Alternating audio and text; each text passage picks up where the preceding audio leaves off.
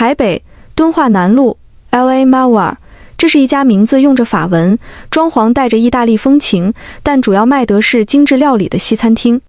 说它奇怪，但它确实是台北最顶级的餐厅之一，人均消费超过1万新台币，需要提前3个月预约。苏浅在这里工作已经7个月零3天。晚上7点，他站在2楼莫扎特厅的门口，深呼吸，调整了一下白衬衫的领口和黑色马甲的边缘。手里托着的银质餐盘上放着一瓶已经醒好的1990年百图斯红酒，酒标在走廊昏黄的灯光下泛着沉稳的光泽。他知道今晚的客人是谁。顾氏集团总裁顾寒舟，30岁，台湾商界最年轻的传奇。白手起家，10年间将顾氏从一家小贸易公司打造成横跨科技、地产、金融的商业帝国。更重要的是，他正在推动顾氏从传统制造业向高端技术产业转型，而今晚就是关键一战，与德国施密特精密科技签署技术合作协议。协议金额据说是50亿新台币。小苏，准备好了吗？餐厅经理陈姐走过来，低声问。陈姐40多岁，对苏浅不错，知道她家境困难，总是尽量给她安排小费多的包厢服务。好了，苏浅点头，声音很轻。里面那位赵翻译是顾总特聘的金牌翻译，听说脾气不太好，你小心点。陈姐叮嘱，还有德国代表，很严肃，千万别出错。我知道。苏浅推开厚重的胡桃木门，包厢很大，挑高至少4米，墙上挂着复制的莫扎特乐谱手稿，水晶吊灯洒下温暖但不刺眼的光。长桌一端坐着3个人，主位上是顾寒舟。苏浅见过他的照片，财经杂志的封面，商业论坛的新闻，偶尔在餐厅的电视上，但真人比照片更有压迫感。他穿着深灰色的定制西装，没有打领带，衬衫领口松开一颗扣子，整个人散发着一种松弛与紧绷并存的矛盾感。他的手指很长，此刻正轻轻敲击着桌面，节奏稳定，像是在计算什么。他左边是一个德国人，约莫60岁，灰白头发梳得一丝不苟，戴着金边眼镜，表情严肃。这是施密特精密科技的创始人兼 CEO 菲斯。施密特。右边是一个35岁左右的中国男人，穿着昂贵但不合身的西装，头发抹了太多发胶，在灯下泛着油光。他就是赵翻译赵明轩，台北翻译圈有名的金牌，专接高价商业案。顾总，施密特先生，晚上好。苏浅微微躬身，用标准的服务姿势将红酒放在桌上，然后开始为客人斟酒。他的动作很优雅，这是他花了3个月练习的结果。手腕的角度、倒酒的速度、页面与杯口的距离都有严格的要求。在 LAM Feymeyer， 服务本身就是艺术的一部分。顾寒舟看了他一眼，目光没有任何停留，又转回桌上的文件。施密特用德语说了句谢谢，声音低沉。赵翻译则盯着苏浅倒酒的动作，眼神里有一种让人不舒服的审视。第1杯倒给顾寒舟，第2杯倒给施密特，第3杯就在苏浅准备为赵翻译倒酒时，他突然动了一下。不是不小心的动，是故意的。他的手肘向外一顶，正好撞在苏浅的手腕上。哗啦，深红色的液体从瓶口倾泻而出，没有落入酒杯，而是泼在了赵翻译的袖口上，也溅到了苏浅白色的衬衫前襟。啊！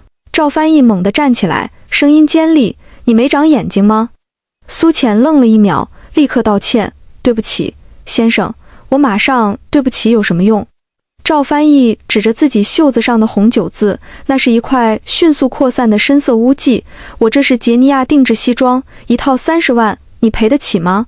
他的声音很大，在安静的包厢里回荡。顾寒舟皱了皱眉，但没有说话，目光依然停留在文件上。施密特也皱了皱眉，用德语低声说了句什么，像是在说粗鲁。真的很抱歉，我马上帮您处理。苏浅拿出随身携带的前镜毛巾，想擦拭污渍。别碰我！赵翻译甩开他的手，满脸嫌弃，底层的猪圈，脏死了，滚出去，叫你们经理来。苏浅的手停在半空，猪圈，这2个字像针一样刺进他的耳朵。他低下头，长长的睫毛遮住了眼睛。没有人看到他眼底一闪而过的情绪，不是委屈，不是愤怒，而是一种冰冷的、沉静的东西。对不起。他再次道歉，声音依然平静，然后退到角落，按下呼叫铃。陈杰很快进来，看到这场面，立刻明白发生了什么。他一边道歉，一边示意苏浅先出去。顾总，真的很抱歉，我们马上换一位服务生。陈姐对顾寒舟说。顾寒舟中站抬起头，看了苏浅一眼，那一眼很短暂，没有任何情绪，像是在看一件无关紧要的摆设。换个人，安静点的。他说，声音冷淡，别影响签约。是，马上换。苏浅退出包厢，门在身后关上。走廊里很安静，能听到包厢里隐约的谈话声。赵翻译还在抱怨，顾寒舟用英文说了句算了，正事要紧。施密特则用德语问了句什么。苏浅靠在墙上，低头看着自己衬衫上的红酒字，深红色，在白色的布料上晕开，像一朵诡异的花。他没有哭，也没有愤怒。7个月的餐厅工作，他受过比这更难堪的羞辱。有客人故意把食物吐在他手上，有醉酒的客人拉着他的手说下流话，有自以为是的客人指着他的鼻子骂服务生就是贱，他都忍了，因为他需要这份工作。因为父亲破产欠下的3000万债务像一座山压在全家身上，母亲心脏不好，弟弟还在读高中，她是长女，必须撑起这个家。所以他辍学，从台大语言系的高材生变成了高级餐厅的服务生。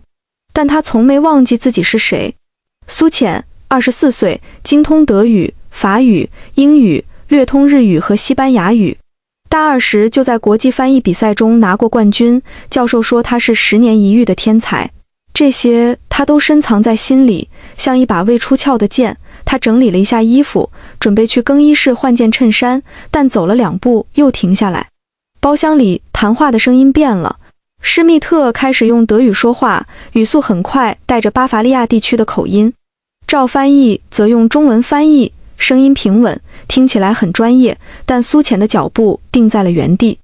因为他听懂了，施密特说的德语和赵翻译翻译的中文完全不一样。包厢内，施密特拿起合同，翻到第18页，用德语开始解释。第18条，观干技术转让与专利权归属。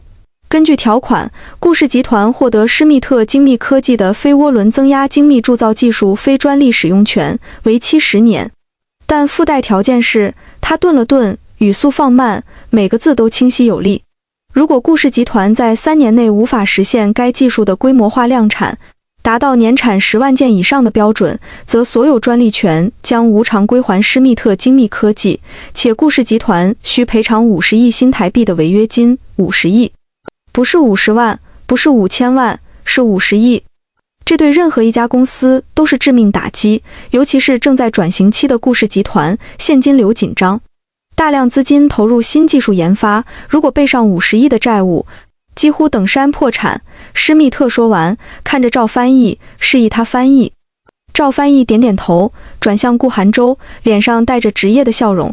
顾总，施密特先生说，第18条是观干技术支持的，施密特精密科技将无偿提供3年的技术指导，包括派遣工程师团队来台湾，协助顾氏建立生产线。这是非常有诚意的条款。顾寒舟听完，脸上露出满意的神色。他对这份合同很看重，施密特的技术是业内顶尖，如果能成功引进，顾氏的转型就成功了一半。而无偿技术支持这样的条件，简直是天上掉馅饼。请转告施密特先生，我很感激他的诚意。顾寒舟用英文说，赵翻译翻译成德语。施密特听了，嘴角微微上扬，那是一个极其隐晦的、几乎看不见的笑容，但眼神里闪过一丝狡诈。这一切都被门外的苏浅听在耳里。他站在那里，手心开始冒汗。3年内实现量产，否则赔偿50亿。这根本不是技术支持，这是非专利陷阱飞。在商业领域，这种陷阱并不罕见。强势方利用信息不对称，在合同中埋下苛刻条款，弱势方一旦签字，就等弯签下了卖身契。施密特精密科技显然不是真心合作，他们只是想利用顾氏急转转型的心理，设下陷阱，要么吞掉顾氏的市场，要么拿走巨额赔偿。而赵翻译，他被收买了。苏浅几乎可以肯定，否则一个专业翻译怎么可能犯如此低级的错误？不是用词不准，不是语法错误，是整个条款的意思完全颠倒。他该怎么办？如果出声，他肯定会被开除。赵翻译会反咬一口，餐厅为了不得罪客人，一定会开除他。他需要这份工作，需要每个月8万块的薪水，需要还债，需要养家。如果不出声，顾寒舟就会签下这份合同，然后在3年后破产。他想起顾寒舟刚才的眼神，冷漠的，没有任何情绪的，看他像看一件摆设的眼神。这样的人值得他冒险吗？包厢里谈话在继续，施密特开始解释其他条款，赵翻译的翻译依然流畅，但苏浅已经听出了更多问题：交付期限被缩短，验收标准被提高，违约条款被加重，每一个细节都在把故事推向深渊，而顾寒舟一无所知。他拿起桌上那只万宝龙的限量钢笔，镀铂金镶钻石，据说是某次拍卖会上以300万新台币拍下的，笔尖在灯光下闪着冷冽的光。他翻到合同的最后一页，签字栏笔尖缓缓落下，苏浅的心跳几乎停止。苏浅冲进了备餐间，动作很快，但很稳。他没有慌乱，没有犹豫，像是已经做出了某个重大的决定。小苏，你怎么？陈姐看到他愣了一下。陈姐，非普罗旺斯炖菜汤非还有吗？苏浅问，声音平静。有是有，但顾总那桌没点这道。没关系，我送去。苏浅已经从保温柜里取出一盅汤，放在托盘上，就说是主厨赠送的餐前汤。小苏，你别乱来。陈姐拉住他，赵翻译还在生气，你再进去，万一不会有事的。苏浅看着他，眼神很坚定。陈姐，相信我。陈姐看着他的眼睛，那双总是低垂，总是隐藏情绪的眼睛，此刻清澈而明亮，有一种让人信服的力量。他松开了手，苏浅端起托盘，再次走向莫扎特厅。这一次他的脚步很稳，背挺得很直，推开门。包厢里，顾寒舟的笔尖已经接触到纸面，只要再往下压一点，签名就会完成。赵翻译的眼睛紧紧盯着笔尖，眼神里有贪婪，有紧张，还有一丝即将得逞的兴奋。施密特的表情依然严肃，但嘴角那抹笑意已经掩饰不住。顾总，主厨赠送的餐前汤。苏浅的声音响起，不大，但足够清晰。3个人都抬起头。赵翻译的眉头立刻皱起来，怎么又是你？不是让你滚了吗？苏浅没有理他，端着汤走向顾寒舟。他的步伐不快，但每一步都像经过计算。在距离顾寒舟还有2步时，他脚下突然一滑，托盘倾斜，汤中滑落。但不是掉在地上，而是被他恰好用手接住，只是里面的汤汁泼洒出来，溅到了桌上，也溅到了顾寒舟的手边。对不起，对不起。苏浅慌忙放下托盘，抽出纸巾擦拭。混乱中，他的身体前倾，脸靠近顾寒舟的耳边，非常近，近到能闻到他身上淡淡的古龙水味，混合着雪茄和皮革的气息。然后他用只有他能听到的音量极快的、清晰地说了一句话：别签字，第18条是陷阱，那是专利转让，不是技术支持。3年内无法量产，要赔50亿，他再把你卖了。说完，他立刻退开，继续道歉，真的很抱歉，我马上清理。顾寒舟的手停在了半空，笔尖还压在纸上，墨迹已经渗出一个小点，但签名没有继续。他没有看苏浅，也没有立刻发怒。那张总是没什么表情的脸上依然平静，但眼神深处有什么东西在急速变化，像平静海面下的暗流，像暴风雨前的低压。3秒，包厢里死寂了3秒钟，然后顾寒舟缓缓放下笔。赵老师，他开口，声音很平稳，甚至带着一丝笑意。我突然想到一个问题。赵翻译心里一紧，但脸上还是挤出笑容。顾总请说。第18条，顾寒舟用手指敲了敲合同。施密特先生说会提供非无偿技术支持费，这确实很慷慨。但我有点好奇，如果3年内我们因为某些不可抗力无法实现量产，会有什么后果吗？赵翻译的脸色变了变。这个应该不会有后果吧？施密特先生这么有诚意，你帮我再问问。顾寒舟看着他，眼神很温和，但温和底下是冰冷的刀锋。我想听施密特先生亲口说。赵翻译的额头开始冒汗，他硬着头皮转向施密特，用德语问：施密特先生，顾总想知道，如果3年内无法量产，会有什么灵活处理的空间吗？他试图模糊问题，但施密特没听懂，或者假装没听懂。灵活处理。施密特皱眉，用德语回答：合同写得很清楚，3年内无法达到年产10万件的标准，专利权无偿归还，且顾氏需赔偿50亿新台币。没有灵活处理的空间，赵翻译的脸色白了。他转回头，对顾寒舟挤出一个笑容：顾总。施密特先生说，没关系的，量产可以延期，没有任何惩罚。谎言拙劣的谎言。顾寒舟笑了，那是一个很冷的笑容，不带任何温度，是吗？他说，然后突然拿起桌上的合同，狠狠摔在赵翻译脸上。啪，纸张散开，飞舞。你当我是傻子吗？顾寒舟的声音依然不大，但每个字都像冰锥，刺进赵翻译的心脏。专利转让，50亿赔偿，这叫飞，没有任何惩罚飞。赵翻译完全懵了，站在原地，脸上还贴着几页合同纸，样子滑稽而狼狈。施密特也站起来，脸色很难看，用德语快速地说着什么，像是在质问。但顾寒舟没理他，他转头看向角落里的苏浅，苏浅还站在那里，手里拿着擦桌子的毛巾，脸上沾了一点汤渍，看起来有些狼狈。但他的眼睛很亮，很清澈，没有任何畏惧。你，顾寒舟指着他，用命令的口吻，过来。苏浅走过去，用德语告诉他。顾寒舟看着施密特，眼神冰冷，他的职业生涯还有这份合同都结束了。苏浅放下手里的毛巾，他抬起手，解开颈后的蝴蝶结，然后是腰间的系带，黑色的服务生围裙滑落在地，露出里面沾着红酒渍和汤渍的白衬衫。但他的动作很从容，没有慌乱。他走到桌前，挺直腰背。那一瞬间，他整个人的气质都变了，不再是那个低头道歉的服务生，而是一个自信的、专业的，甚至带着一丝锋芒的年轻女性。他看着施密特，用德语开口：施密特先生。声音清亮，发音标准，带着标准的汉堡口音，那是德国北部最纯正、最被视为高贵的口音，通常只有受过良好教育的人才会掌握。施密特愣住了，他没想到这个服务生会说德语，更没想到他的德语这么好。根据德国民法典第123条，利用对方错误或信息不对称订立的合同，受害方有权撤销。苏浅的语速很快，但每个字都清晰有力。您故意隐瞒第18条的真实内容，利用翻译的欺诈行为已经构成了商业欺诈。他顿了顿，眼神锐利。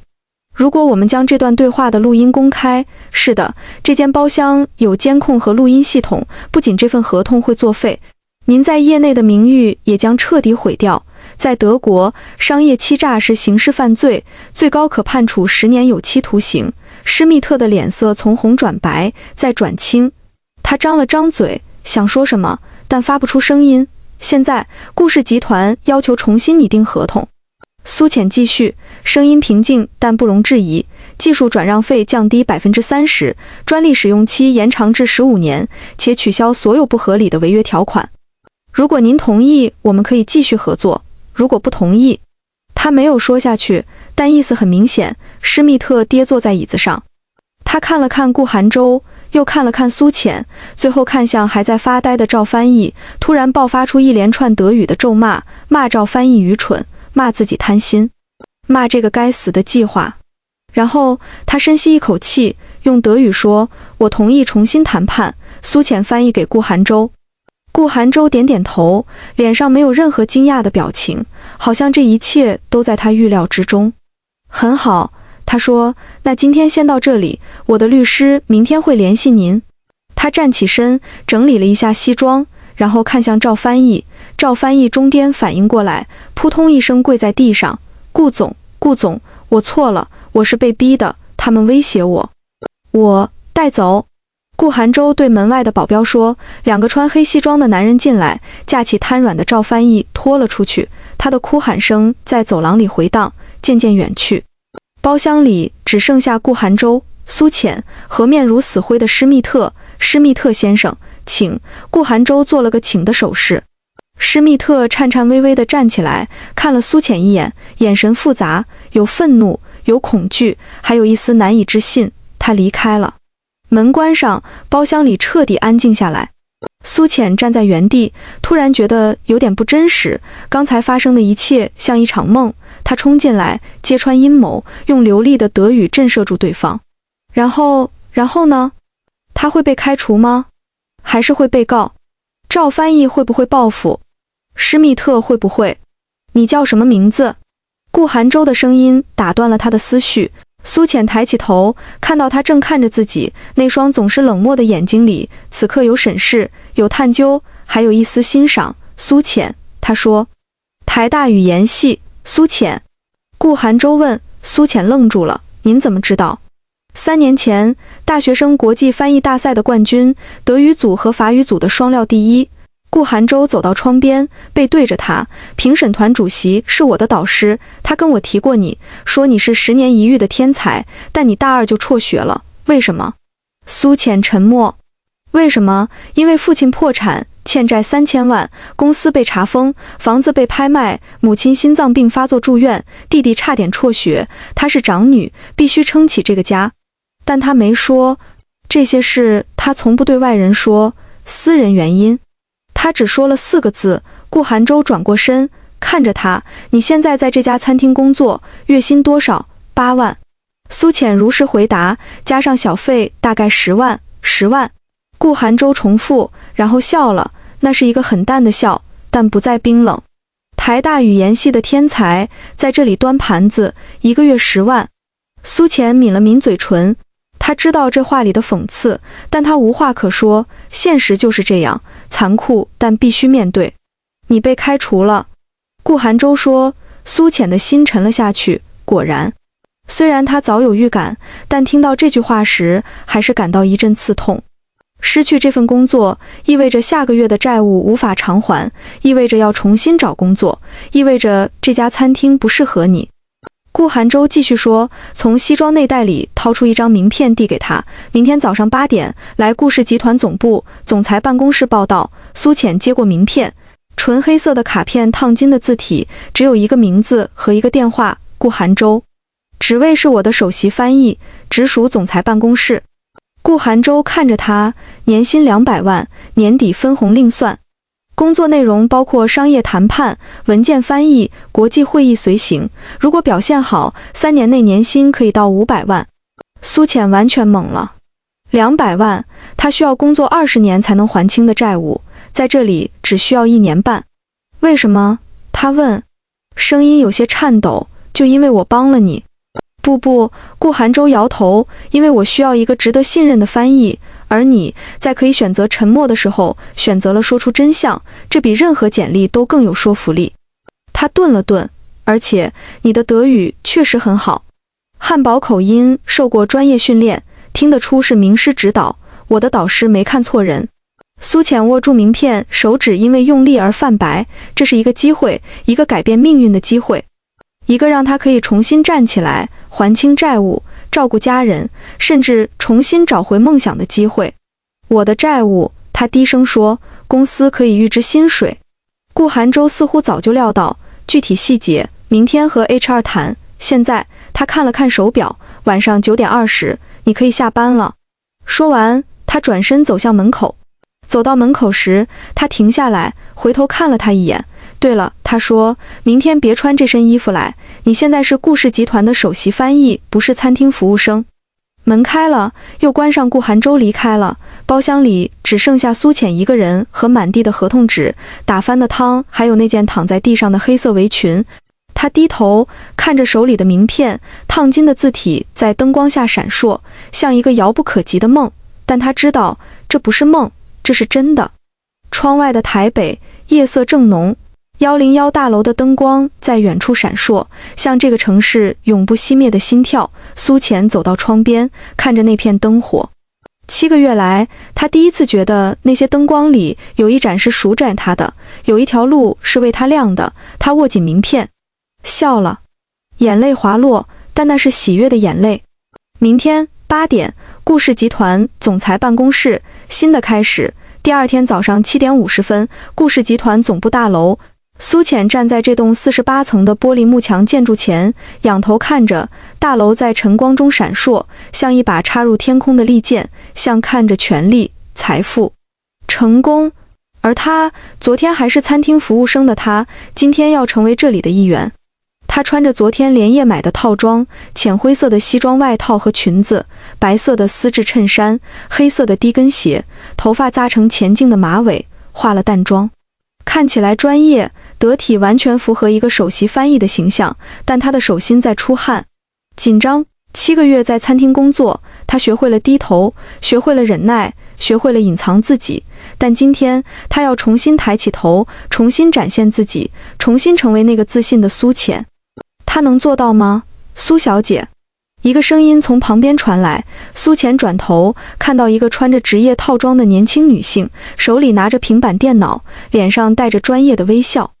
我是总裁办公室的助理林薇。他伸出手，顾总让我来接您。苏浅和他握手，麻烦您了。请不麻烦，请跟我来。林薇带着他走进大楼。大厅挑高至少10米，大理石地面光可见人，墙上挂着现代艺术品，前台后面的背景墙上是顾氏集团的 logo， 一个简约的顾字，设计得像一座山，稳重而有力。他们走进专用电梯，林薇刷了卡，按下48层，电梯平稳上升。顾总今天上午有2个会，9点是内部高层会议，10点半是与施密特精密科技的新一轮谈判。林薇快速介绍，您需要参加10点半的会议，负责德语翻译，这是会议资料，您可以在路上看。他递过来一个平板电脑，苏浅接过，打开文件，全是德文的技术资料，关大涡轮增压精密铸造技术的专业术语，复杂晦涩，但他看得很快，这是他的专业，他的领域。在大学时，他选修过机械工程德语，做过相关的翻译项目，这些术语他大多认识。电梯到达48层，门开，是一个宽敞的接待区，深色的木质墙面，真皮沙发，巨大的落地窗，可以看到整个台北市区。空气中有淡淡的咖啡香和檀香味。苏小姐，这边请。林薇带着她穿过接待区，走向一扇厚重的胡桃木门。门上没有标牌，但所有人都知道这是顾寒舟的办公室。林薇敲门，进来。顾寒舟的声音从里面传来。林薇推开门，对苏浅做了个请的手势。苏浅走进去，办公室很大，至少有200平，一整面墙都是落地窗，视野开阔，可以看到台北101、阳明山、淡水河。另一面墙是书架，摆满了书和文件。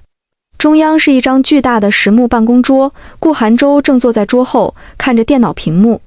他今天穿着深蓝色的西装，白衬衫，深蓝色的领带，整个人看起来更加严肃，也更加吸引人。顾总，苏小姐到了。林薇说。顾寒舟抬起头，看向苏浅，他的目光在他身上停留了几秒钟，像是在审视，然后点点头。坐。苏浅在办公桌对面的椅子上坐下。资料看了吗？顾寒舟问。看了，苏浅回答。专业术语部分我做了笔记，有几个不太确定的地方需要确认。哪些？苏浅打开平板，指出几个术语。顾寒舟看了一眼，叫来技术总监，当场解释。5分钟后，苏浅完全理解了。还有问题吗？顾寒舟问。没有了。好。顾寒舟按下内线电话，林助理，带苏小姐去她的办公室熟悉环境。10点20，会议室见。是。苏浅跟着林薇离开总裁办公室，来到隔壁的房间。那是她的办公室，不大，但很精致，同样有落地窗，有书桌，有书架，还有一张小沙发。书桌上已经摆好了电脑、电话、文具，还有一张她的名牌，首席翻译苏浅，这是您的办公室。林薇说，旁边是休息室和茶水间，需要什么可以随时叫我，这是您的门禁卡和员工证。苏浅接过那些东西，感觉有些不真实。昨天他还在餐厅擦桌子、倒酒，被客人羞辱。今天他有了自己的办公室，成了顾氏集团的首席翻译。命运的转折，有时候就是这么突然。10点20，我会来叫您。林薇说完，离开了苏浅坐在办公椅上，转向窗外。台北的天空很蓝，云很白，阳光很好。他想起昨天顾寒舟说的话，这家餐厅不适合你。是的，不适合。他数赞更广阔的天地，数赞可以发挥才能的地方，数赞这里。10点20，苏浅准时来到会议室。会议室里已经坐了几个人，技术总监、法务总监、财务总监，还有几个他没见过的高管。顾寒舟坐在主位，看到他进来，点了点头。施密特和他的团队也到了。今天的施密特看起来比昨天收敛了很多。他看到苏浅，眼神有些复杂，但还是点了点头。会议开始，施密特用德语阐述新的合作方案。